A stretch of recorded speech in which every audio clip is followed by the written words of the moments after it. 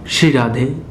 नमस्कार दोस्तों, आप सभी का हमारे YouTube चैनल भक्ति भजन प्रोडक्शन में स्वागत है। मैं विजेंद्र आज आपके लिए एक और नई कहानी लेके आया हूँ। आज की कहानी है राजा भोज की, लेकिन कहानी का जो शीर्षक है वो है practice makes a man perfect. अभ्यास से सब कुछ संभव है। एक बार की बात है, राजा भोज अपने मंत्री के साथ दूर की यात्रा पर निकले। रास्ते में उन्होंने क्या देखा कि किसान ऊबड़ खाबड़ जमीन पर गहरी नींद में सो रहा है। राजा ने मंत्री से पूछा, ऐसी ऊंची नीची ठेले और कंकड़ों से भरी हुई जमीन में इस किसान को गहरी नींद कैसे आ सकती है? हमें तो थोड़ी अड़चन होने पर ही निद्रा उचट जाती है। मंत्री ने कहा, महाराज, यह सब अभ्यास और परिस्थितियों पर निर्भर है।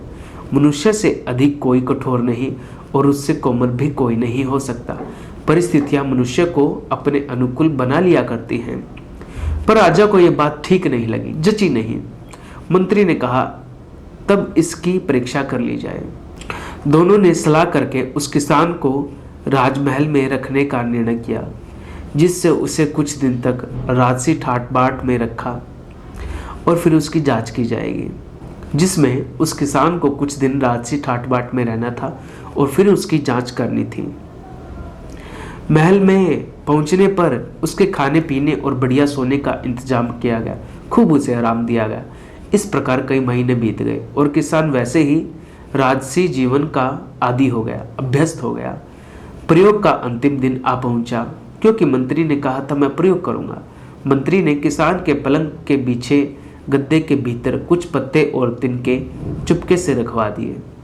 राजा छिप कर देखने लगा कि इस बदलाव का क्या परिणाम होगा। किसान रात भर करवटें बदलता रहा, उसे नींद नहीं आई। सुबह जब हुई, राजा के पास पहुंचा तो उसने शिकायत की कि गद्दे में कुछ चुभने वाली, गड़ने वाली चीजें मालूम पड़ती है, जिन्होंने हमारी नींद हराम कर दी। मंत्री ने कहा, देख लो महाराज, ये वही किसान है जो कभी कंकड़ पत्थर ढेले धूप में पड़कर सो जाया करता था।